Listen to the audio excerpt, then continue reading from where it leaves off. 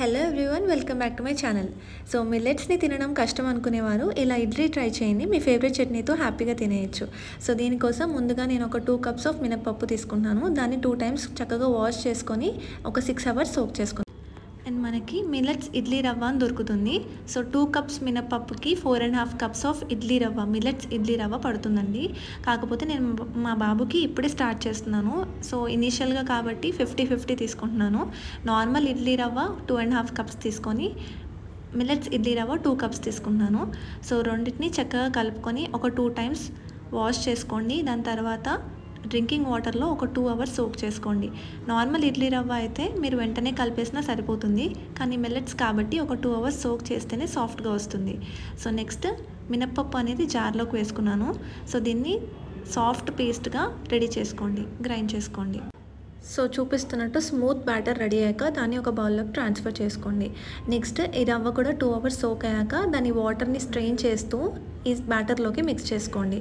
So రెండింటిని చక్కగా కలిపేసుకొని కొంచెం సేపు పక్కన పెట్టుకొని దాని తర్వాత నైట్ మీరు కనుక మార్నింగ్ సోక్ చేసి ఇదంతా నైట్ ప్రిపేర్ చేసుకుంటే నెక్స్ట్ డే కోసం కొంచెం తీసి పక్కన పెట్టుకోండి. సో దట్ అది ఫర్మెంట్ అవుతుంది. బ్యాటర్ అనేది ఫర్మెంట్ అవుతే అందులో మీరు బేకింగ్ సోడా కూడా యాడ్ చేయాల్సిన అవసరం లేదు. మనం ఒక నైట్ అంతా ఫర్మెంట్ చేశాక బ్యాటర్ అనేది ఇలా అవుతుంది, కొంచెం పొంగుతుంది. సో దాంట్లో మీరు సాల్ట్ అనేది రుచికి సరిపడా వేసుకొని దాంట్లోకి వాటర్ యాడ్ చేసుకొని కన్సిస్టెన్సీ అనేది నేను వీడియోలో చూపిస్తున్నట్టు ప్రిపేర్ చేసుకోండి. సో నెక్స్ట్ ఇడ్లీ ప్లేట్స్ తీసుకొని వాటికి ఆయిల్ కానీ గీ కానీ పోసుకొని పెట్టుకోండి పక్కకి. దాంట్లోకి బ్యాటర్ అనేది యాడ్ చేసుకోండి. బ్యాటర్ మరీ ఎక్కువగా వేస్తే ఇడ్లీలు పొంగే అవకాశం ఉండదు. సో చూసుకొని కొంచెం కొంచెం వేసుకోండి.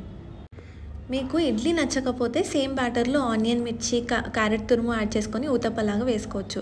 సో ఇడ్లీ ప్లేట్స్ని నేను ఆల్రెడీ కుక్కర్లో వాటర్ హీట్ చేశాను. దాంట్లోకి పెట్టుకొని ఒక 10 to 12 మినిట్స్ మీడియం ఫ్లేమ్లో పెట్టుకొని ఇడ్లీలు కుక్ చేసుకున్నాను. మూత తీసాక కొంచెం చల్లారేంత వరకు ఉంచేసి ఇడ్లీలు అనేది మీరు తీసుకోవచ్చు. అప్పుడు ఇడ్లీలు ప్లేట్కి అతుక్కోకుండా నీట్గా వస్తాయి. సో అంతే అండి, మిల్లెట్స్ ఇడ్లీ ప్రిపేర్ అయిపోయింది. మీరు కూడా ట్రై చేసి కమెంట్ బాక్స్లో నాతో షేర్ చేసుకోండి మీకు ఎలా వచ్చిందో, అండ్ వీడియోని లైక్ చేయండి.